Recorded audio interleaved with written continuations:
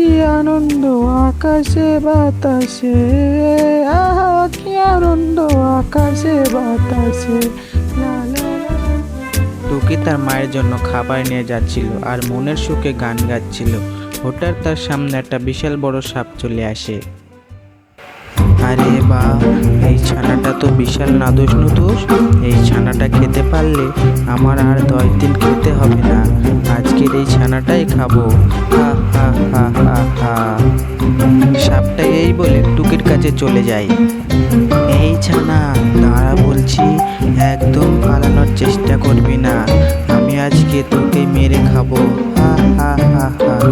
আরে কি সাপ, এই সাপটা আবার আমাকে খেয়ে ফেলবে না তো? টুকি যখন বিশাল ভয় পাচ্ছিল তখন তার মায়ের কথা মনে পড়ে যায়। মারে, বিপদে কখনো দিশাহারা হতে নেই, সবসময় মাথা ঠান্ডা রাখতে আর ভাবতে কিভাবে মুক্তি পাওয়া যায়।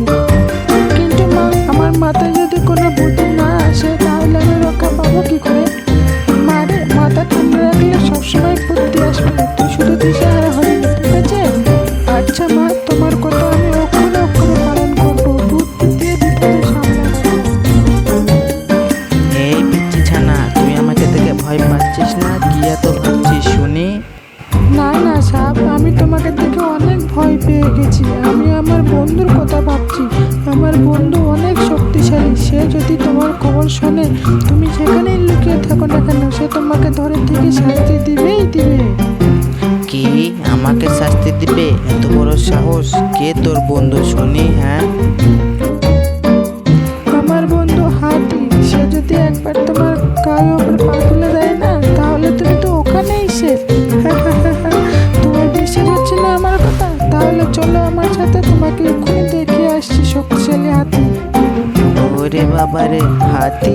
না না না না, হাতির অনেক রাগ, ওর সামনে গেলে আমাকে মেরেই দেবে। না না না না, সাপ, বাঁচতে চাইলে পালা এখান থেকে। ওই সাপ, কোথায় পালাচ্ছ? দাঁড়াও দাঁড়াও, আমার বন্ধুর সাথে কথা বলে যাও, দাঁড়াও। সাপ সাপ। সাপ ভয়ে লেজ গুটিয়ে পালিয়ে যায় আর টুনি নিজের বুদ্ধির দ্বারা বেঁচে গেছে। সে চলে যায় টুনির কাছে, খাবার নিয়ে টুনির কাছে চলে যায়। টুনি ওদিকে মাঠের কাজ করে খাবার খেতে শুরু করে দেয়। মা, তুই সাবধানে বাড়ি চলে যা, আমার মাঠে আর একটু কাজ আছে, আমি কাজগুলো করে চলে যাব। তুই সাবধানে যাবি কিন্তু।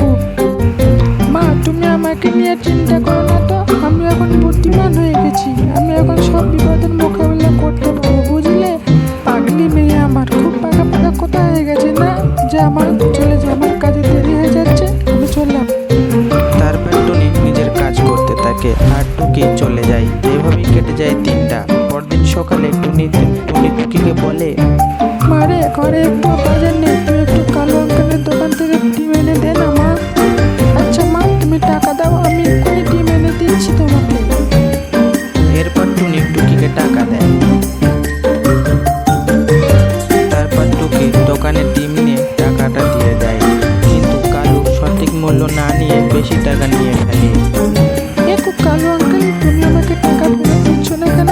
আমি যে তোমার কাছে আরো 10 টাকা পাবো। কিসের টাকা? যা টাকা দিয়েছিস ওটাই ডিমের দাম, বুঝলি? তুই ছোট মেয়ে, তার টাকার হিসেবে বুঝিস না। যা, বাড়ি চলে যা। কালো দাদা, গরিব হতে পারি কিন্তু পড়াশুনো করেছি, বুঝেছো? তুমি আমার টাকা ফেরত দিবে না, তাই তো? তারাও আমি আমার হাতি বন্ধুকে তোমার নামে নালিশ জানাবো, তারপর দেখবো আমার হাতি বন্ধুর কামান। কি, হাতি? না না টুকি, তুই হাতিকে ডাকিস না। হাতি এলে আমার দোকানটা পুরো লন্ডভন্ড করে দেবে। না না না, এলে তোর 10 টাকা তুই নিয়ে যা। কেন কালো আঙ্কেল, তুমি ভয় পেয়ে গেছো? হ্যাঁ, আমি বুঝতে পেরেছি তুমি ভয় পেয়েছো। হা হা হা। হাতি বন্ধুর নাম করে অনেকেই ভয় পেয়ে যাচ্ছে, কেউ আর অন্যায় করার সাহসই পাচ্ছেন না।